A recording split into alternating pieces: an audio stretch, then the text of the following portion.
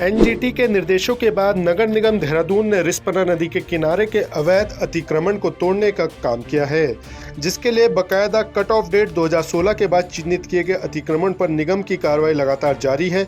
वहीं कांग्रेस प्रदेश अध्यक्ष करण माहरा ने निगम की कार्रवाई का विरोध किया है। साथ ही बीजेपी सरकार से सवाल किया है कि एक तरफ ये गरीबों को छत देने का दावा करते हैं, दूसरी तरफ उनको उजाड़ने के भी काम कर रहे हैं। कांग्रेस सरकारों ने लगातार इनको बसाने का काम किया, लेकिन बीजेपी ने सत्ता संभालते ही इनको हटाने का काम जोर शोर से शुरू कर दिया है। मैं सीधे सीधे कह रहा हूँ, 16 के बाद की कौन सी बस्ती जम गई? ये सारी बस्तियाँ पुरानी हैं और ये एक लेम एक्सक्यूज है कि 16 के बाद मैं तो नहीं देख रहा किसी की बसासत होते ही है। मैं जब छोटा था तब से आ रहा हूँ, तब से इन बस्तियों को देख रहा हूँ और उसी तरीके से हैं। सरकार ने कागजात नहीं भरे। समय से अगर सरकार आंकड़े देती, समय से सरकार अगर कागजात भरती, उनके फॉर्म भरती, तो ये स्थिति नहीं आती। सरकार का फेलियर है। दूसरा मेरा ये कहना है कि उजाड़ना बहुत आसान होता है, किसी को बसाना मुश्किल होता है। आज़ादी के बाद अनेकों क्षेत्र आपने देखा होगा, चाहे उधम सिंह नगर का क्षेत्र है, चाहे तराई का क्षेत्र है, भाबर का क्षेत्र है, लोगों को बसाने का काम उस समय की सरकारों ने किया। इन मलिन बस्तियों में भी कई ऐसी बस्तियाँ जिसमें इंदिरा बस्ती जैसी और कई अन्य नामों से बस्तियाँ बसी, जिनको उस समय की तात्कालिक सरकारों ने बसाने का काम किया और लोग ये कोशिश करते थे गरीबों को बसाया जाए और हल्के हल्के उनको रेगुलराइज किया जाता था।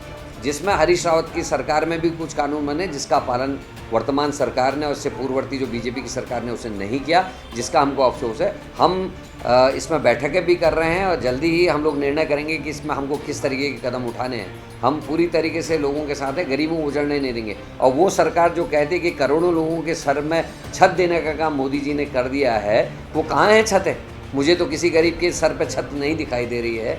अगर आज इतने बड़े हैं, अगर इन्होंने वाकई में प्रधानमंत्री आवास योजना चलाई है, तो इन गरीबों को जिनको उजाड़ने, इनके लिए कहीं व्यवस्था करें ज़मीनों की और इनको बसाने का काम करें तो बेहतर होगा। मेरा ये मानना है कि जिन ज़मीनों के बारे में बीजेपी के पार्षदों ने आरोप लगाया कि इनमें कब्जा है, उनको हटाने की कार्रवाई सरकार पिछले 1 साल से नहीं कर पाई। आपके माध्यम से और चिट्ठी के माध्यम से मैं कई बार सरकार को चेता चुका हूँ, लेकिन उनमें कार्रवाई नहीं हुई, जिसमें ये सूचना के अधिकार में भी साबित हो गया कि 3 कुछ बीघा ज़मीन कब्जे में है। लेकिन जो गरीब हैं, जिनके कोई पीछे लड़ने वाला नहीं है, जो कानूनी मदद लेने के लिए भी आर्थिक रूप से सक्षम नहीं है, जो एक वकील नहीं कर सकते, उन लोगों को उजाड़ने की कोशिश भ्रष्ट सरकार कर रही है। आज बीजेपी के अपने विधायक, जो पूर्व में विधायक पार्षद वो भी रहे हैं, मेयर भी रहे हैं, चमोली साहब, मैं उनको भी धन्यवाद देता हूँ, वो खुद इसके पक्ष में हैं कि इनको बसाया जाए और वो खुद जाके प्रेमचंद अग्रवाल से मिले थे। लेकिन अफसोस कि सरकार की आंखें नहीं चेत रही हैं और गरीबों को उजाड़ने की कोशिश सरकार कर रही है।